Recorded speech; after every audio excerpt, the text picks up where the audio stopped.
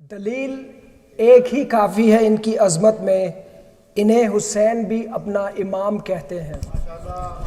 Recite a loud salawat. Muhammad wa ali Muhammad. Now for the recitation of Manqabat, I would like to request our young reciter, brother Rehan Gidniwala, to please come forward. Bar Muhammad wa ali Muhammad salawat.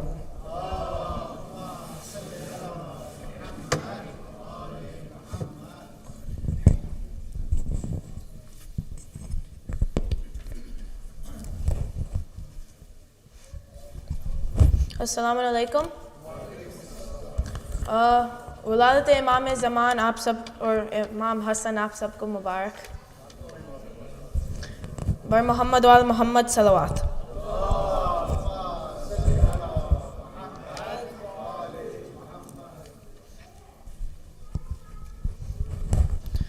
خوش ہے فاطمہ و مرتضیٰ،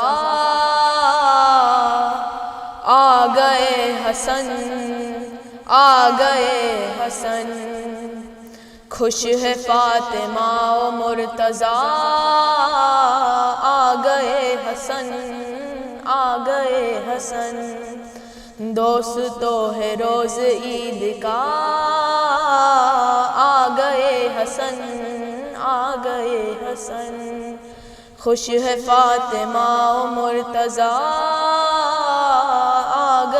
حسن، آ گئے حسن. فاطمہ سے دو جہاں کا راج مانگ لو، مانگنا ہے جو بھی تم کو آج مانگ لو، مانگنا ہے جو بھی تم کو آج مانگ لو. جوش میں رحمت خدا، آ گئے حسن، آ گئے حسن. صلی علی محمد وآل محمد. خوش ہے فاطمہ و مرتضیٰ، آ گئے حسن، آ گئے حسن. وقت ہو گیا فقیر شام کا تمام، آ گیا ہے آج میرا دوسرا امام، آ گیا ہے آج میرا دوسرا امام. ہوگا اب قلم سے فیصلہ، آ گئے حسن، آ گئے حسن. خوش ہے فاطمہ و مرتضیٰ، آ گئے حسن، آ گئے حسن. خوش ہے فاطمہ و مرتضیٰ، آ گئے حسن، آ گئے حسن. حجرہ بطول رشک طور ہو گیا، نازل آسماں سے سبز نور ہو گیا، نازل آسماں سے سبز نور ہو گیا. پر چکی جو ظہر فاطمہ، آ گئے حسن، آ گئے حسن. خوش ہے فاطمہ و مرتضیٰ، آ گئے حسن، آ گئے حسن. خوش ہے فاطمہ و مرتضیٰ، آ گئے حسن، آ گئے حسن. پوری ہوگی سائلوں کی سب گزارشیں، اب کرم سخاوتوں کی ہوگی بارشیں، اب کرم سخاوتوں کی ہوگی بارشیں. رحمتوں کا باب کھل گیا، آ گئے حسن، آ گئے حسن. خوش ہے فاطمہ و مرتضیٰ، آ گئے حسن، آ گئے حسن. خوش ہے فاطمہ و مرتضیٰ، آ گئے حسن، آ گئے حسن. تانا اب طریقہ جو نبی کو دیتے تھے، آئے ہیں وہ سب حسن کے دید کے لیے، آئے ہیں وہ سب حسن کے دید کے لیے. کہہ رہے ہیں ان سے مصطفیٰ، گئے حسن آ گئے حسن خوش ہے فاطمہ و مرتضیٰ آ گئے حسن آ گئے حسن خوش ہے فاطمہ و مرتضیٰ آ گئے حسن آ گئے حسن دوست تو ہے روز عید کا آ گئے حسن آ گئے حسن تیگ کو قلم کی مثل تولتا ہوا قاسم حسن وگا کے واسطے بھرا قاسم حسن وگا کے واسطے بھرا شور کارزار میں اٹھا آ گئے حسن آ گئے حسن خوش ہے فاطمہ و مرتضیٰ آ گئے حسن آ گئے حسن خوش ہے فاطمہ و مرتضیٰ آ گئے حسن آ گئے حسن جانے کس خیال میں فرشتے کھو گئے فاطمہ کے گھر میں دو رسول ہو گئے فاطمہ کے گھر میں دو رسول ہو گئے بن کے خود شبیہ مصطفیٰ آ گئے حسن آ گئے حسن خوش ہے فاطمہ و مرتضیٰ آ گئے حسن آ گئے حسن خوش ہے فاطمہ و مرتضیٰ آ گئے حسن آ گئے حسن شان مجتبیٰ پہ خود دلیل ہو گیا سجدہ رسول جب طویل ہو گیا سجدہ رسول جب طویل ہو گیا ساتھیوں نے خود سمجھ لیا آ گئے حسن آ گئے حسن خوش ہے فاطمہ و مرتضیٰ آ گئے حسن آ گئے حسن خوش ہے فاطمہ و مرتضیٰ آ گئے حسن آ گئے حسن کائنات میرے ساتھ جھومنے لگی یہ زمین کو چور تیز گھومنے لگی یہ زمین کو چور تیز گھومنے لگی میر نے جو جھوم کر کہا آ گئے حسن آ گئے حسن خوش ہے فاطمہ و مرتضیٰ آ گئے حسن آ گئے حسن روزے دار و دن ہے عید کا آ گئے حسن آ گئے حسن پر محمد و محمد صلی Muhammad Ali Muhammad. MashaAllah, the confidence, the composure, the practice he puts in for any mankabat or noha he recites. I'm very proud of him. He's setting a great example for our youth. For Rehan Girniwala and his family, Sehat and Salamti, please recite the loudest salawat.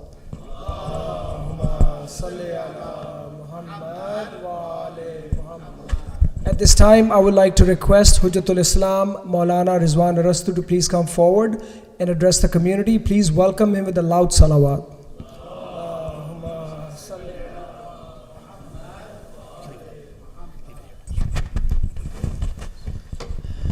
So actually, before I begin my lecture, I have a short presentation to do with one of my daughters.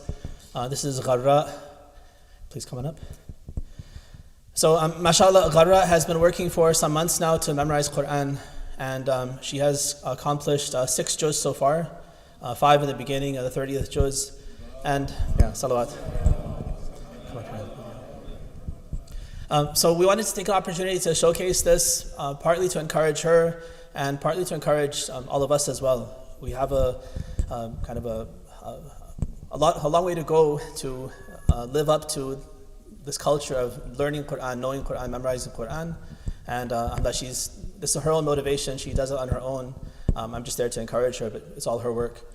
So I'm going to kind of do a presentation in the 5 juz that she has in the beginning of the Quran. The way people memorize is something that I think is very amazing for people who haven't memorized. She has a normal memory. She doesn't have photographic memory. But part of the process of learning means that you have the pages in your head. And so I'm going to kind of test her. You'll be able to see the Quran up there, and then she'll read a few lines past where I've started her. And then she's able to even just picture the page and say, like, what's the first verse on the page? What's the last verse on the page? What does the next page look like? So it sounds very amazing, but I also want to emphasize it's a normal thing. She doesn't have photographic memory. It's just a normal process of memorizing the Quran that this kind of picture memory also comes into your mind. Recite with salawat ala Muhammad wa ali Muhammad.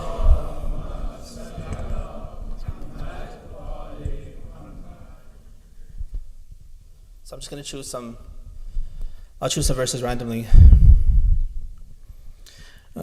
أعوذ بالله من الشيطان الرجيم بسم الله الرحمن الرحيم وإذ قال إبراهيم ربي أرني كيف تحيي الموتى بسم الله الرحمن الرحيم وإذ قال إبراهيم ربي أرني كيف تحيي الموتى قال أولم تؤمن قال بلى ولكن ليطمئن قلبي قال فخذ 4 من الطير فصرهن إليك ثم اجعل على كل جبل منهن جزءا ثم ادعهن يأتينك سعيا واعلم أن الله عزيز حكيم مثل الذين ينفقون أموالهم في سبيل الله كمثل حبة أنبتت 7 سنابل في كل سنبلة 100 حبة والله يضاعف لمن يشاء والله واسع عليم.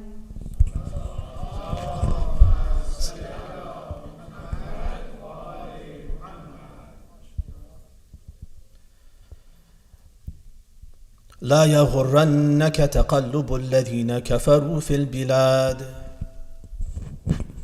لا يغرنك تقلب الذين كفروا في البلاد متاع قليل ثم مأواهم جهنم وساءت مصيرا متاع قليل ثم مأواه جهنم وبئس المصير وبئس المهاد.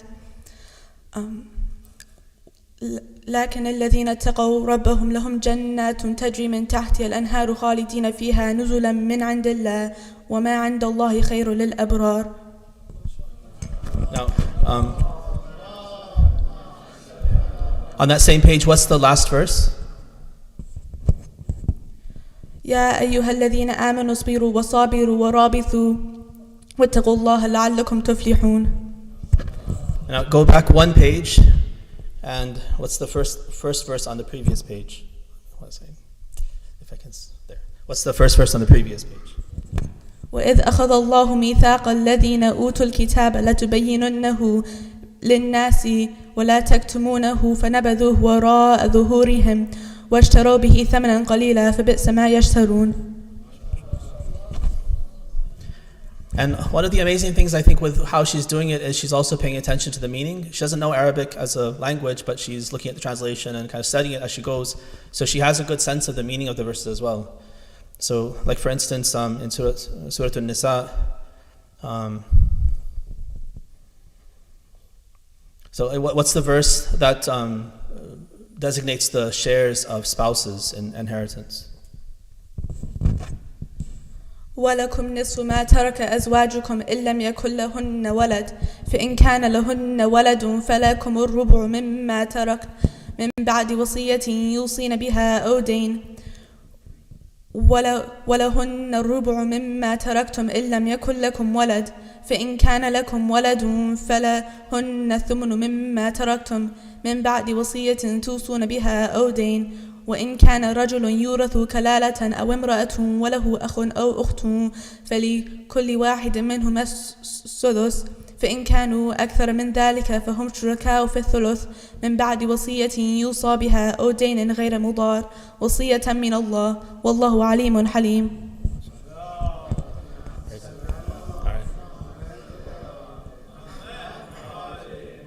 Yeah, so please recite one more salawat to encourage her. Allahumma salli ala Muhammad wa ali Muhammad. And again, this is something that everyone can do. Your kids can do it. You can do it as an adult. It just takes some dedication, some concerted effort. But normal mind can accomplish this. It's not something spectacular. It just requires tawfiq and your own efforts. One more salawat ala Muhammad.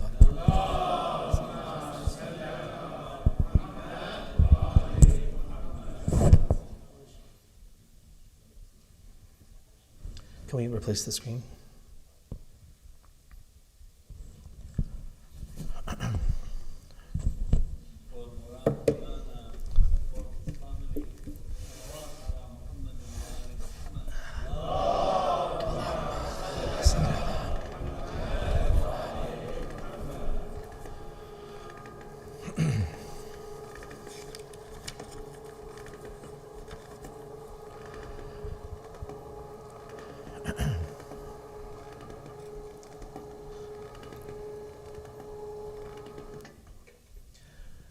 بسم الله الرحمن الرحيم الحمد لله رب العالمين والصلاة والسلام على أشرف الأنبياء محمد وعلى أهل بيته الطيبين الطاهرين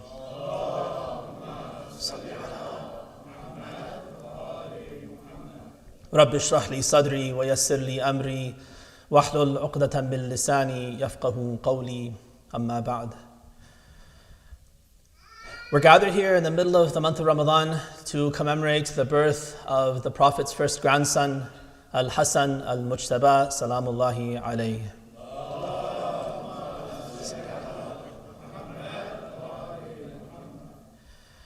As I was thinking about what to present today, I was in kind of a dilemma because I've spent some time recently going through his biography and preparing some lessons around his life. And one of the thoughts that kept on coming to me as I was going through that material is that so much of Imam Hassan's life is tragedy. And it's very hard sometimes to find the happiness to present that on a Jashan to celebrate his birth.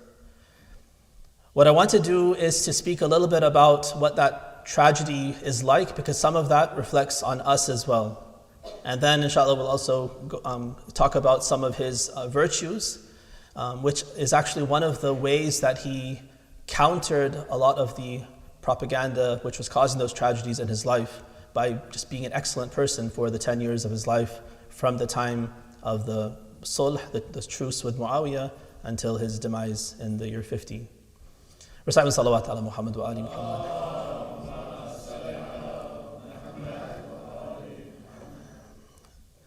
During Imam Hassan's Khilafah, during his Imamah, this was a period of only 6 months from the Shahada of his father Amir al-Mu'mineen until he was finally deserted by the vast majority of the Muslims, and he was left alone and had to enter into this truce with Muawiyah. It was about a 6-month period that he enjoyed Imamah. A lot of the information that we have about the happy times were from his childhood, his birth, his time at home. The tragedies that happened, though, were in large part during his own time, at the hands of Muawiyah, who was his contemporary rival. A few generations down, after 132, when the Abbasids take over, there are some revolutions that the progeny of Imam Hassan launch. Like Shahid Fakh is one of the ones you probably learned his story or seen his grave in Mecca when you go for Hajj or Umrah. So these were descendants of Imam Hassan from the Sadat Hassaniya who rebelled against the Umayyads, and because of that, the Umayyads also retroactively had a campaign of also defaming Imam Hassan. So these are two contemporary and almost contemporary tragedies that he had to face. If you read a biography of Imam Hassan or anything about him in Western literature, and even from non-Shi'i sources now, you will find also a very compromised character attributed to Imam Hassan. So the tragedy continues in the modern storytelling, the history that we have of him, and I'll share some of those examples as we go through the talk today. And I think the last tragedy is at our own doorstep. That we also, as his own Shia, don't do enough to remember him. His shahada is oftentimes swallowed up by the Prophet's shahada, because one of the narrations for his shahada day coincides with the 28th of Safar, which is the Prophet's shahada day, and we oftentimes combine the two and tend to focus more on Rasulullah than Imam Hassan in our commemorations as well. This birth is one occasion that we have, but as I mentioned, most of his life was tragedy. It's not the right time usually to talk about it, and people aren't happy if we talk about tragedy on the birthday. And so it seems like we also don't know much about him. We don't remember him much. We don't know any hadith from him. We don't know any stories about him, besides maybe a few from his birth and climbing on the Prophet's back and things like that allusions were there in the poetry as well. So the tragedy that's there ongoing that we can actually do something about very actively is to undo that, to learn more about him, and then to remember him more, see what we can learn from his life. These reports that were fabricated during the time of his own time by Muawiyah and then several generations later by the Abbasids, there was this concerted effort. So after the Battle of Siffin was brought to a halt under Imam Ali alayhi salam, under the pretext of calling for arbitration based on Quran. Victory was at hand. Malik al-Ashtar was on the verge of being able to capture or kill Muawiyah, and through some very keen strategizing, they're able to bring everything to a halt, neutralize the military advantage that Amir al-Mu'mineen and the Kufans have over the Syrians, and delay so that that military advantage is totally neutralized. In that time, this whole scandal of this hakamiyya, this tahkim, this arbitration between the two sides based on Quran is brought up. It becomes a distraction for the Kufan army, and while most of the people on the Imam's side, Imam Ali's side, push him into accepting the hakamiyya, once they realize that this is going to be the arbitration of people and not the arbitration of God over people, the whole faction of Khawarij rebels against Imam Ali alayhi salam. And by the end of his life, he's not able to re-motivate his soldiers in Kufa to go out and fight against Muawiyah once again and finish him off for good. All of this falls at Imam Hassan's foot, because he now has to carry on this mission of Amir al-Mu'mineen and try to rally the troops. He was able to do it successfully in the battle against Basra, and he was sent by his father to Kufa to speak to the people as the grandson of the Prophet, to get the troops ready, get people excited to fight for the sake of God and join him in Basra. But now when he himself is trying to get the people motivated, he's not able to. The Khawarij are too powerful. And this time Muawiyah has now started to launch these different raids into Iraqi territory, and he is instilling fear in people's hearts and taking away their motivation to do anything. Imam Hassan alayhi salam is able to bring something like 12 or 14,000 troops to engage with Muawiyah. And that would be enough for him. Even if he was outnumbered, but these troops are well seasoned, they were more experienced. The problem though is that Muawiyah has now very skillfully been able to put this whole kind of propaganda machine together. And he uses his enormous wealth to bribe leaders and bribe people. He uses spies and different tactics to spread misinformation amongst the troops of Imam Hassan. And within a short amount of time, he's able to fully undermine Imam Hassan's ability to fight.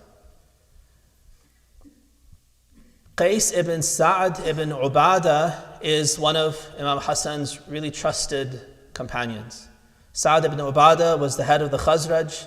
He had been a companion of Rasulullah, one of the early converts, one of the reasons why the whole Khazraj of Medina had all become Muslim. His son Qais ibn Sa'd was Imam Hassan's right-hand man. And he puts him in charge of these 14,000 troops and sends him to meet Muawiyah, while he goes north to Madain to bring more troops so they can have reinforcements and then fight together. And overnight, literally, Muawiyah is able to, Qais ibn Sa'd was actually under Ubaydullah ibn Abbas. Overnight, Muawiyah is able to buy off Ubaydullah ibn Abbas. He leaves at Fajr. When they gather to pray, he's gone. And once he goes, then the vast majority of the troops also leave. Some 10,000 leave in the night, and Qais is left with only 4,000 with which to try to face the whole Syrian army, plus all these deserters who have now joined him as well. Misinformation is spread back and forth. The end result of all of this is that the historical record has become so corrupted about Imam Hassan. Right? I'll share some of the propaganda points, and if you know anything, if you read anything as a biography of Imam Hassan, these things will resonate. Because I've heard this even from Shia. Sometimes even a Shia will say, oh, Imam Hassan, he used to get married a lot and divorced a lot. He was kind of he lived a very lavish life, and women and wealth, these kinds of things. Even sometimes Shia will have this kind of impression of our Imam. Where does this come from? It's the propaganda that Muawiyah was spreading. He wanted people to think that this is how this person, the leader of the Iraqis, is, this so-called Khalifa is, to undermine him so he could bring people over to his side, and then he could himself become the Khalifa. So this was one of his propaganda points, that Imam Hassan is a person who marries a lot and divorces a lot, as though this is a game for him and he's a womanizer and these kinds of things, God forbid. And this is one of the rumors that he spread. And it was so effective, Muawiyah's propaganda was so effective that it has bled into our hadith literature. Right? So you look into Tabari, you look into historical reports about this time, you'll find replete with these kinds of reports. And then if you don't understand who the Imam is, then you can lose your footing and you think that, wait, what kind of Imam was this? If these are all the reports, historical reports, because history should be factual. So we think that these are facts about the Imam, which contradict the very character that we know a Ma'soom has to have. A second point that Muawiyah emphasizes about Imam Hassan, is that he himself didn't feel that he had any right or any claim to the Khilafah. That he had just kind of stumbled into it because of his father, but he himself had no wish to be Khalifa, no desire to be Khalifa, no feeling that he had a right to be the Khalifa. And that he was glad to be able to put the mantle of Khilafah onto Muawiyah and get rid of the burden so he could live his dunyawi life that he wanted to live.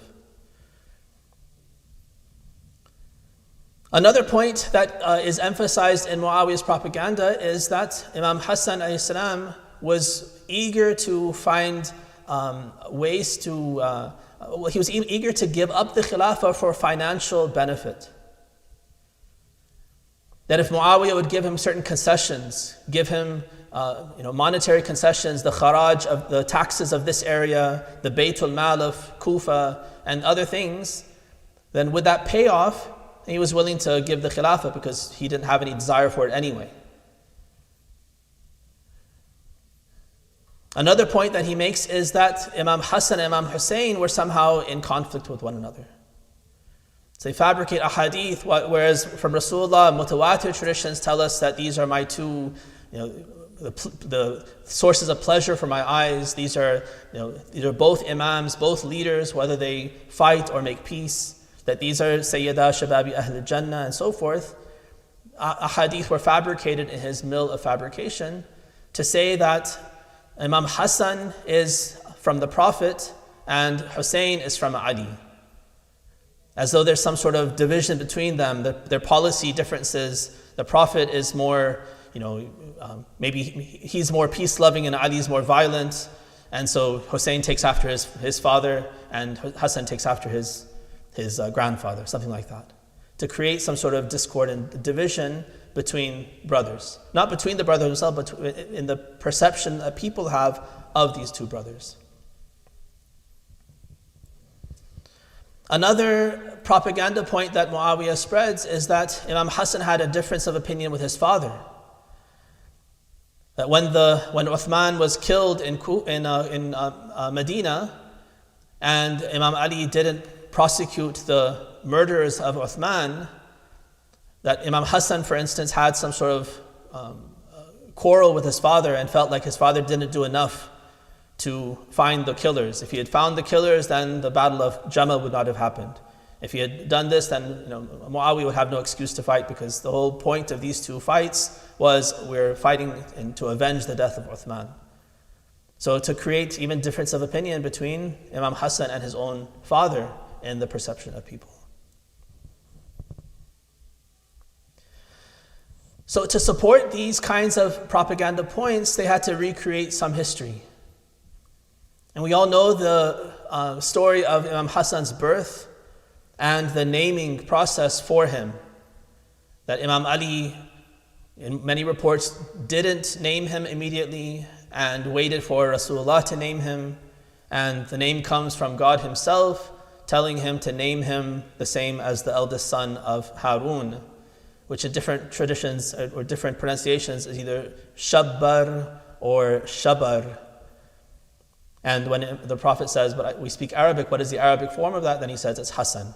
And this is a name that Allah himself chose, and Rasulullah, of course, ratified, and Imam Ali accepted as divine choice. But they manufactured a tradition that said that no, actually, Imam Ali actually wanted to name him Harb. Harb meaning war. He was a warmonger, he had blood in his birth. He wanted to fight. And he had the ability to fight. If he didn't, this is also, it's kind of it seems like both pieces of information are there. Partly that he wanted to have peace, but also that he wanted to fight, but he gave in to his desires, he gave in to weakness and didn't fight, despite the fact that he was destined to fight because his name was supposed to be Harb, which means war. And he had plenty of soldiers. There are fabricated reports that said it wasn't 10,000, 14,000 that he had, it was 100,000 soldiers that he had at his disposal, but he only capitulated and gave in to Muawiyah because of his own weakness and things like that. So they made up this story about his naming, that he was named Harb originally, and only after some struggle between Imam Ali and the Prophet, for instance, that they settled on the name of Hassan instead. I'll share one report with you from Al-Bidayah wa Nihaya. It's one of our historical works from a non-Shi'i source. This is after the death of Imam Ali alayhi salam. The narrator says, وَمِنْ يَوْمَئِذٍ وَلِيَ الْحَسَنُ بْنُ عَلِي وَكَانَ قَيْسُ بْنُ سَعْدَ عَلَى إِمْرَةِ Azerbaijan. So this report tells us that after Imam Ali died, Imam Hassan took the Khilafah, and at that time, one of the governors of Azerbaijan territory was this Qais ibn Sa'd. So he had been Imam Ali's governor over that territory, and now Imam Hassan's governor as well. وَتَحْتَ يَدِهِ 40,000 مُقَاتِل. That Qais ibn Sa'd, according to this report, had 40,000 soldiers at his disposal. And all of them had given their pledge of allegiance to Ali to die for his cause. And then when Ali died, then Qais insisted that these 40,000 join him, and they come to Imam Hassan and submit their services to his cause. But because according to the report, Imam Hassan, despite the fact that he had 40,000 soldiers at his disposal ready to die for his cause, he is the one that didn't want to fight. He wanted to find a way to make peace with Muawiyah, to initiate peace, to give in to him, to find some way to have personal advantage and give up this cause.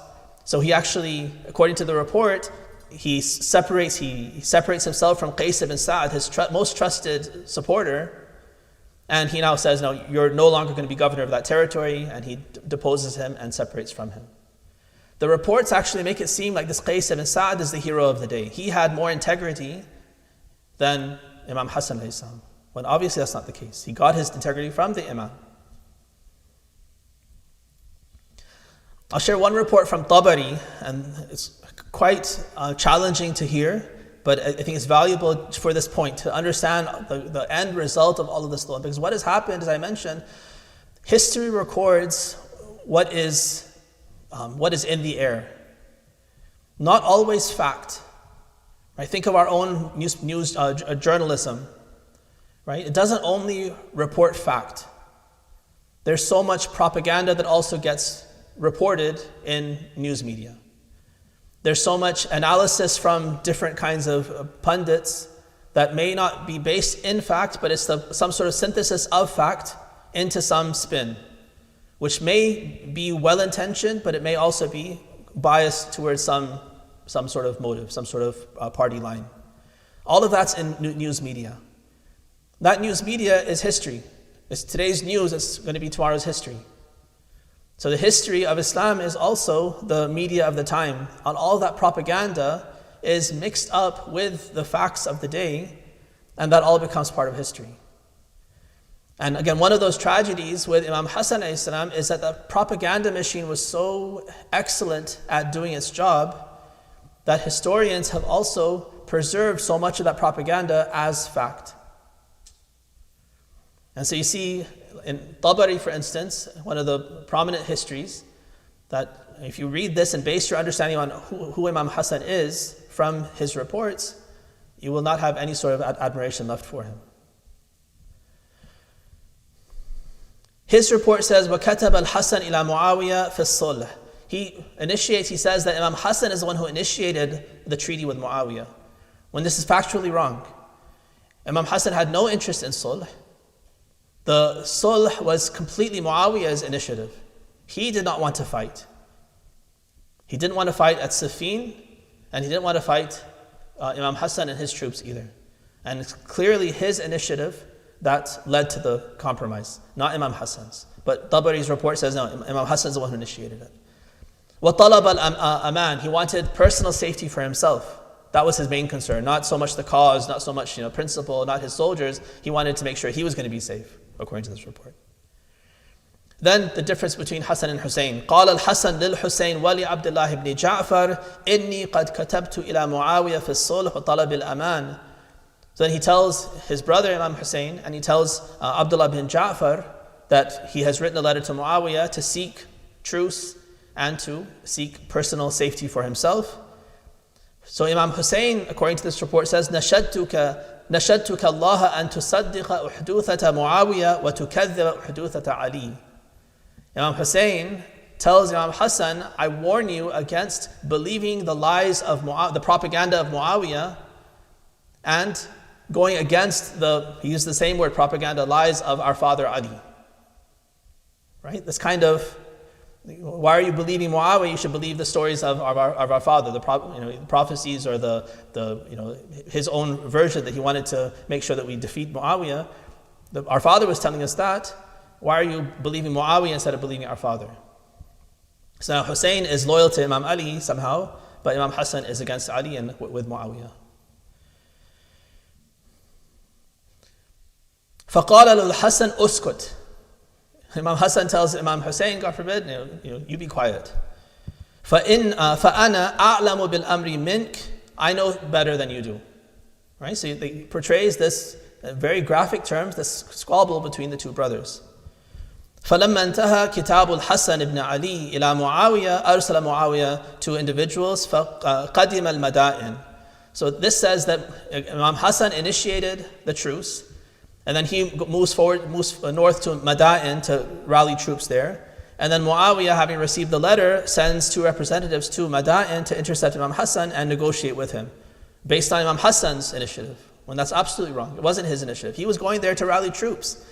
How does it make sense that he's going to rally troops and at the same time he's hoping that there'll be peace and he's waiting for peace? He should just sit in Kufa and wait for the promise of peace and the paperwork for the sulh to come through.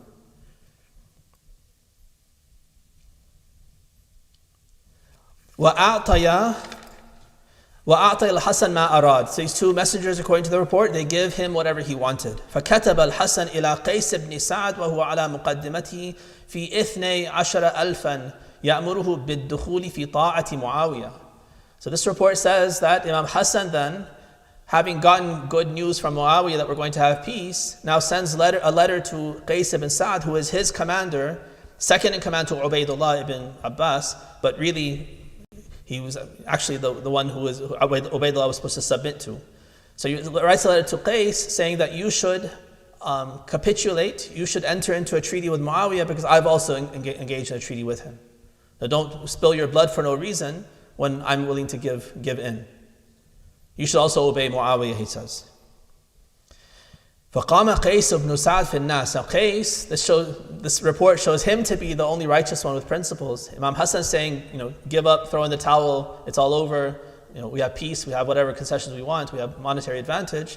Qais goes to his soldiers, his 12,000, and says, أيها الناس اختاروا الدخول في طاعة إمام ضلالة أو القتال مع غير إمام.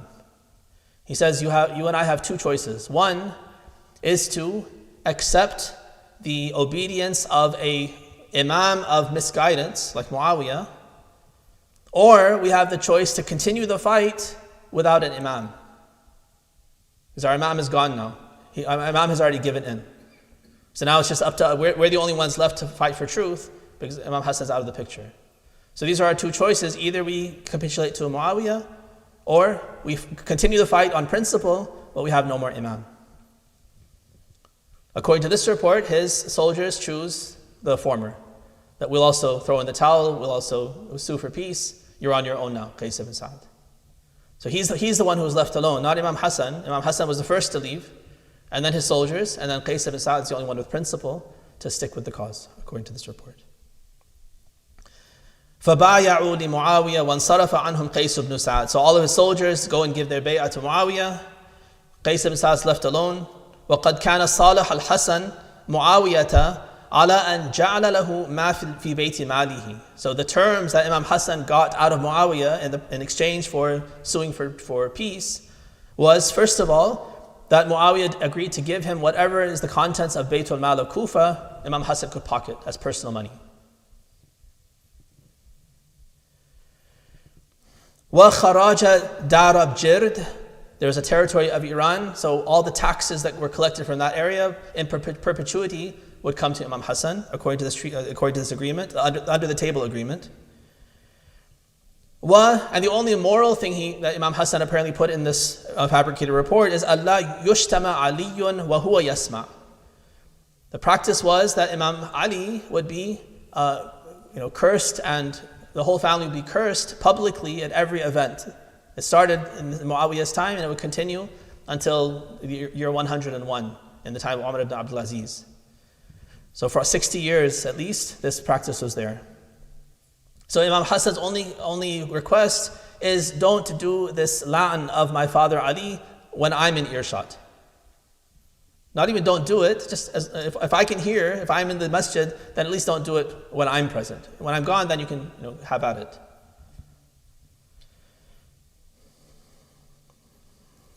All right. So this is a historical report in Tabari, and the reality is this is exactly fed by all the propaganda of Muawiyah. All those points that we just talked about, those are the things that are now recorded, and if you're not discerning, and this is all you know about the Imam, then what kind of impression are you going to leave with about him?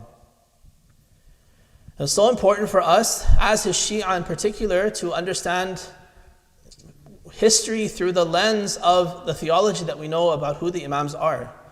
The praise of Imam Hassan in particular is so overwhelming and mutawatir and clear, not only as a child that Rasulullah had affection for him, as any grandfather would have affection for the grandson, but he earmarked him, he highlighted him, he made sure people knew not only that I love him as a grandfather, but this is an Imam.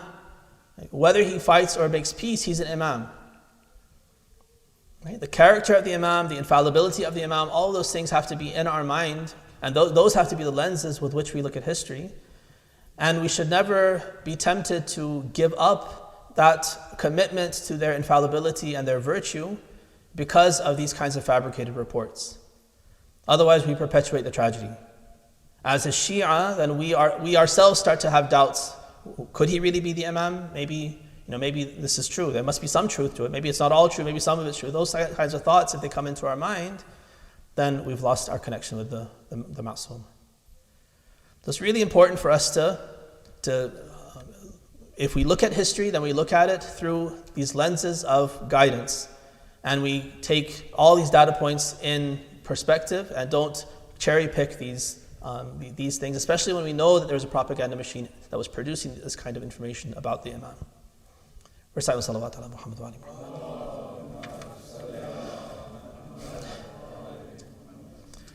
That's the hard part.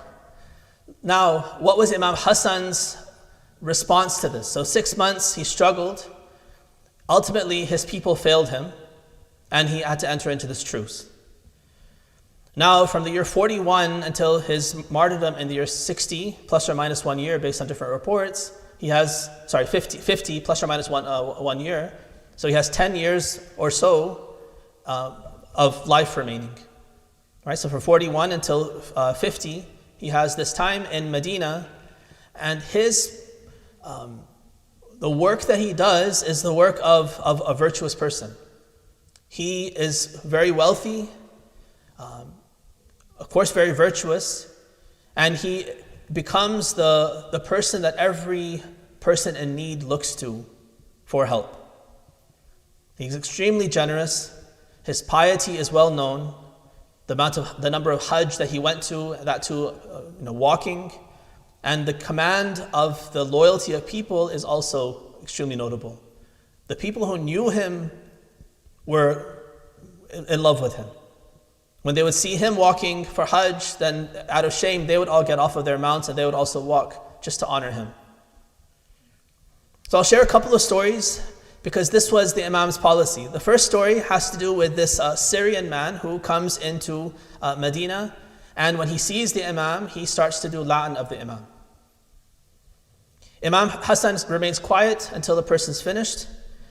Then he says salam to him with a smile on his face and says, Ya H.I Shayk, adhunnuka ghariban. It looks like you're a foreigner to this land. You've come from somewhere else. He says, وَلَعَلَّكَ شَبَّهْتَ.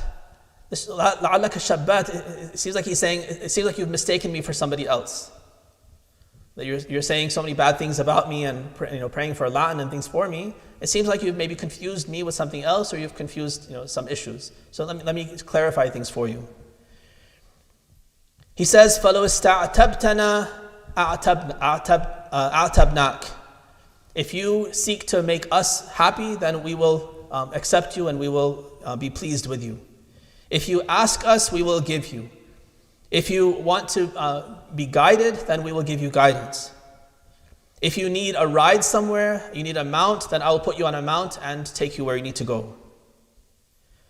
وَإِن كُنْتَ جَائِعًا أَشْبَعْنَاكَ. If you're hungry, I'll fill your stomach. إِن كُنْتَ عُرْيَانًا كَسَوْنَاكَ. If you have need for clothes, I will clothe you. وَإِن كُنْتَ مُحْتَاجًا أَغْنَيْنَاكَ. If you're in need of anything, I will provide you until you have no more need. وَإِن كُنْتَ طَرِيدًا آوَيْنَاكَ. If you're a refugee and you've been ousted from some place, I'll give you refuge here. وَإِن كَانَ لَكَ حَاجَةٌ قَضَيْنَاهَا لَكَ. If you have any need at all, I will fulfill your need.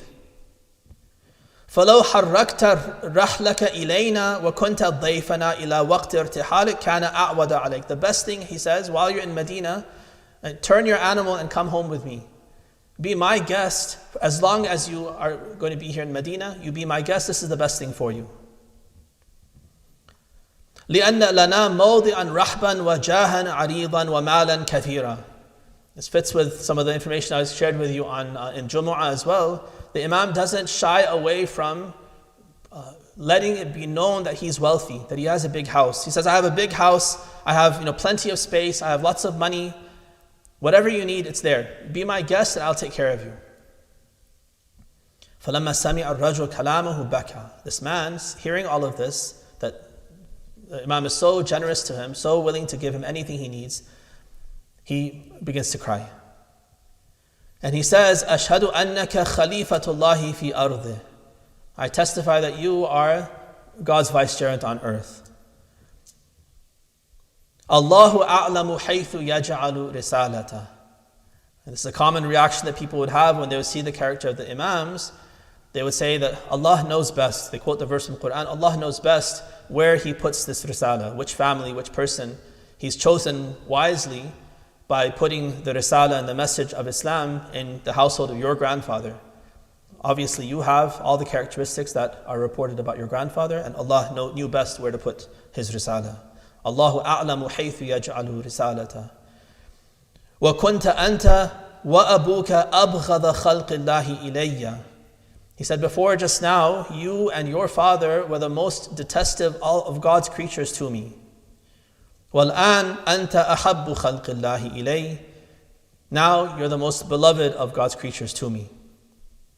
Then he goes with the Imam, he turns his animal around, goes home with the Imam, and until he leaves Medina, he stays with the Imam, and until the end of his life, his heart is tied to the Imam and to the Imam's cause, and he becomes a complete loyalist of the Imam. Recite salawat ala Muhammad wa ali Muhammad. This was Imam Hassan's counter propaganda. Whatever propaganda was coming, it was coming from an evil source to people who were ignorant and who had never had contact with the Imam. And so it's easy when we're separated to have all sorts of bad thoughts. And that's a lesson even for us just on our own small scale. Person to person, face to face, contact with people, with friends, with family is so important, because that's where you can not only build relationships, even maintain relationships properly. Right? Texting and other kinds of kind of communication is so fraught because there's so little that can be communicated. And there's so much room with one text exchange, there's so much room for imagination to kick in, and you don't know what is the person thinking. Are they okay? Are they upset? Are they annoyed? Am I bothering them? What's happening? Because you can't read anything. There's no facial expression. There's no contact to be able to talk to the person. And I personally have experienced this many times where if I'm just kind of texting and those kinds of things with a person, the slightest thing can come into your mind and you start to doubt, maybe I'm bothering the person. Whereas if you have personal interaction with them, then you reconnect in such a great way. And you see everything, the whole picture with the body language and the expression and the intonation, everything, you can see exactly what the person's stance is, and you see that there's still love. There's no annoyance at all, and everything was just imagination. Right, so that personal contact is very important, and this is what Imam Hassan also used. Everyone he would meet, part of the reason why he's going for Hajj, of course, is ibadah of Allah, but that's also the best place to meet the Ummah, and for the Ummah to meet him. Right, so he's there in the humblest of way, in a way that was unusual, so it attracted attention. People would see him, they would want to walk with him. They knew, okay, this is the grandson of the Prophet. Either they had some admiration for him because of what they heard, or they knew about his notoriety because they heard the propaganda, but they still wanted to see him. And now through that personal contact, walking with him for a bit, talking with him, all of that propaganda would fade away, because now they have personal contact with the actual source of all this virtue. A second report that I'll share with you.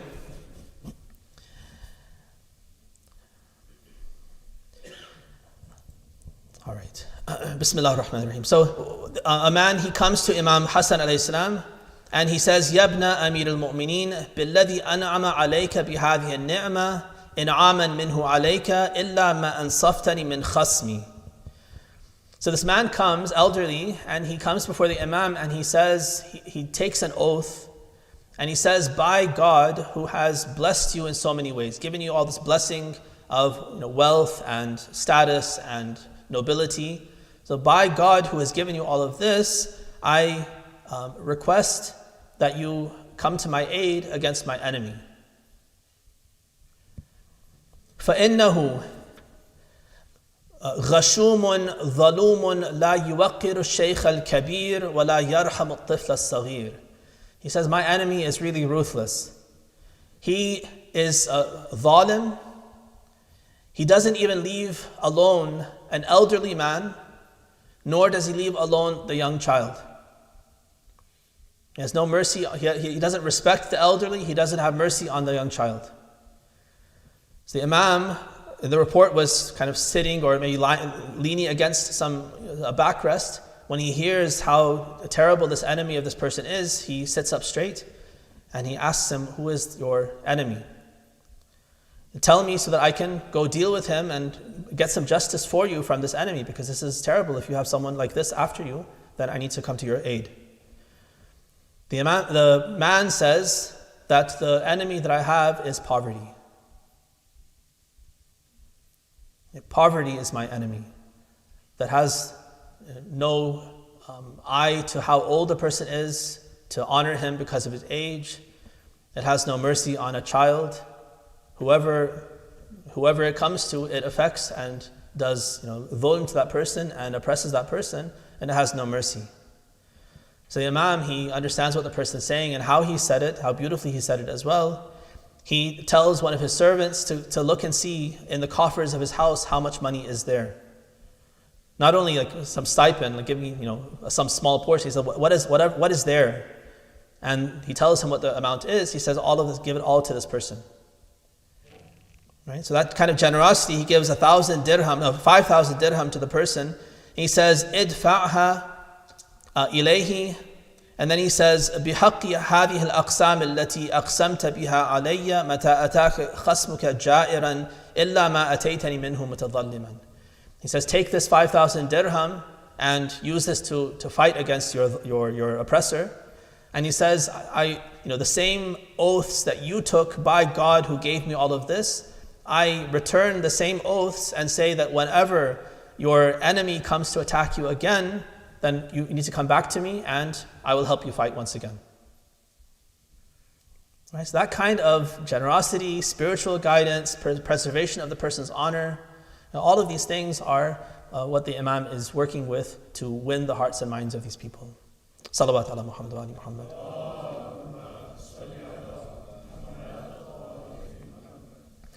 And one more very short report.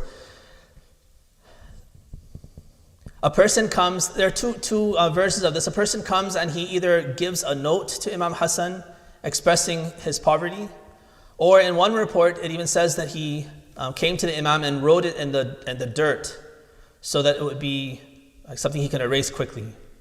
The point is that the person, despite being poor, had honor, and he didn't want to verbally tell the Imam where someone might hear his request. So he either wanted to pass him a note quietly or write it in the dirt and then quickly erase it so the Imam would know his need and be able to help him without him sacrificing his honor. The man who's asking, he recites a couplet, an extemporaneous couplet. He says, the Arabic is also very beautiful. I'll share it with you and I'll translate. لم يبقى عندي ما يباع بدرهم تكفيك رؤية منظري عن مخبري. He says that nothing's left with me that I can sell for even a dirham. I have no assets left that I can even sell in the market and get a dirham to fulfill my needs. He says, let it suffice for you to see what I look like to understand my state. Right? If you look at me, you see the tatters I'm wearing, you see the condition that I'm in, that should be enough to let you know what kind of financial state I am in. But he says, the only thing I have left, إِلَّا بَقَايَا مَاءِ وَجْهٍ صُنْتُهُ. The only thing of value I have left is my honor that I have guarded. The word is interesting, both in Farsi and Arabic, the same word is used. Ma'ul wajh literally means the water of your face, which doesn't mean anything in English, but it's also used in Farsi, it comes into Urdu as al-abiru, like the water of your face literally. But what it means is your honor. Like you can say the color of your face or the dignity of your face, something like that in English. All I have left, I have no assets to sell and even get a dirham, but I have my honor that I've guarded with all my life. إِلَّا بَقَايَا مَاءِ وَجْهٍ صُنْتُهُ أَفَلَا أَبِيعُ وَقَدْ وَجَدْتُكَ مُشْتَرِي. Shall I not sell this to you, since I found you as a customer who will at least buy this? Right? So the last thing he has is his own honor, and he sees that the Imam's a buyer for his honor, so he says, at least buy this and give me whatever help you can. I have nothing else to offer. Without skipping a beat, the Imam responds in poetry. He says, عَجَلْتَنَا فَأَتَاكَ وَابِلُ بِرِّنَا طَلَّا وَلَوْ أَمْهَلْتَنَا لَمْ نَقْصُرِ. He says that you came a little bit too soon. You didn't give us enough notice. All I can give you is what I have on hand.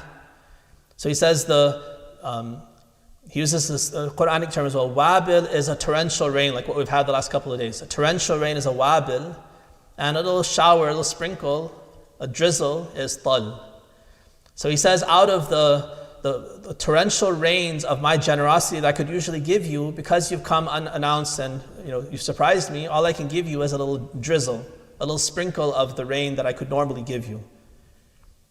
But if you give me some time, if you were to give me some notice, some time, then I would not fall short of giving you the full wabil, the full torrential rain of blessing and financial aid that I could give to you.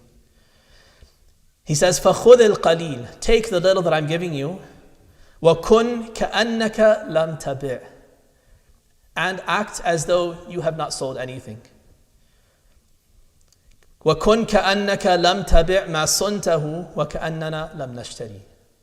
So be as though you have not sold me anything, you didn't sell your honor, and I have not bought anything. Right? So he doesn't want the person to lose his honor. Don't sell your honor, keep your honor. You've come in a dignified way, you've come secretively, you've guarded your honor until this moment, and I will guard your honor for you as well. I will give you what I have. Unfortunately, I can't give you much because that's all I have right now is this. Come a little bit later, and I can give you as much as I can give. But take the little, so he's humble in his own giving. Whatever little I give you, take it not as a price for your honor, but as a small offering to help you get by until you can come back and I can give you more. But you have not lost your honor, and I have not bought your honor with this little gift that I'm giving you. Very beautiful, very touching. And again, that's how the Imam touched people, and that's what we should know about him. This is his character. All that propaganda, however much it may be, however convincing it may be because of the number of reports and just the sheer strength of that propaganda, the real Imam Hassan is this Hassan that we see in his interactions with people, and these reports are there to inspire us and to guide us to him and guide us in our own lives. Recite salawat ala Muhammad wa ali Muhammad.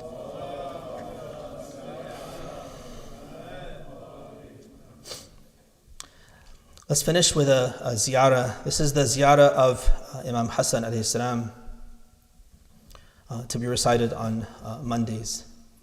If you stand with me, we'll recite the ziyarah together. Bismillahir Rahmanir Rahim. Allahumma salli ala Muhammad wa ali Muhammad. Assalamu alayka ya ibn Rasuli Rabbil Alameen. Assalamu alayka ya ibn Amir al-Mu'mineen. Assalamu alayka ya ibn Fatimah az-Zahra. Assalamu alayka ya Habib Allah.